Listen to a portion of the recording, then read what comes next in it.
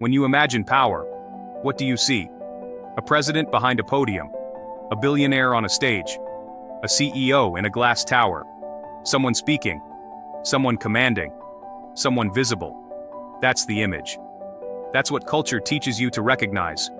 Power looks confident, power looks decisive, power looks loud. But here is the first uncomfortable truth. The people who look powerful are often not the ones who decide. Visibility is not power, it is performance. Real power does not need applause. It does not need attention. It does not even need recognition. Real power shapes outcomes without appearing to do so. And once you see that, you can never unsee it.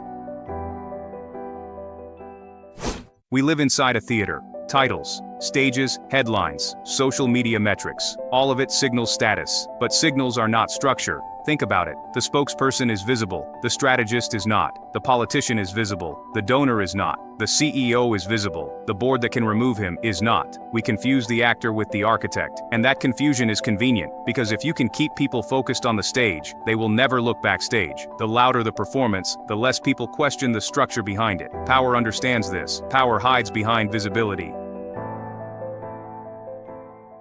Let's define it clearly. Power is not dominance. Power is not charisma. Power is not emotional force. Power is control over constraints. Who decides the rules? Who defines the boundaries of discussion? Who determines what is even possible? If you control the rules of the game, you do not need to win arguments inside it. Imagine a chessboard. One player argues loudly about strategy. The other player decides how the pieces move. Which one has power? When you control constraints, you control outcomes before the game begins. And the most powerful constraints are the ones people accept as normal. Who can leave without damage? In business, in politics, in relationships, in institutions. The side that cannot leave will eventually concede. The side that can leave does not need to threaten, they simply wait. That is why true power looks calm. It does not rush. It does not panic. It does not overreact. Because urgency belongs to the dependent. And dependence is the opposite of leverage. If you ever want to understand who truly holds power in a situation, watch who becomes nervous first.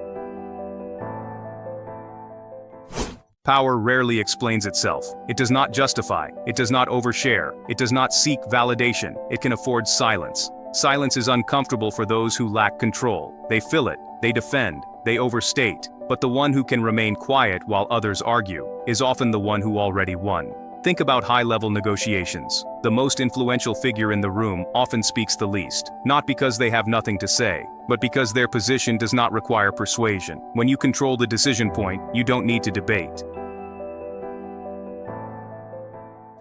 We are not wired to detect structure. We are wired to detect drama, conflict, emotion, status displays, dominance signals. These are visible. Constraints are invisible. You don't see who drafted the policy. You don't see who designed the incentive system. You don't see who owns the infrastructure. But those invisible decisions shape every visible conflict. We overestimate personality. We underestimate position. And the world rewards those who understand that difference.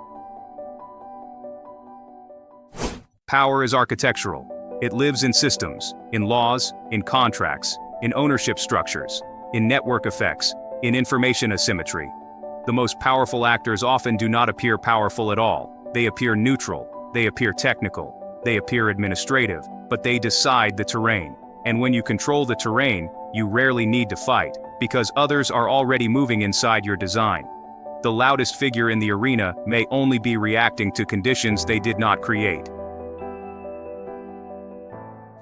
So the next time you see someone who looks powerful, pause, ask yourself, who gave them that platform? Who defines their limits? Who benefits regardless of what they say? And who can remove them without ever stepping on stage? Power is not volume. Power is optionality. Power is the ability to shape constraints without drawing attention. And the most powerful person in the room is often the one no one is looking at.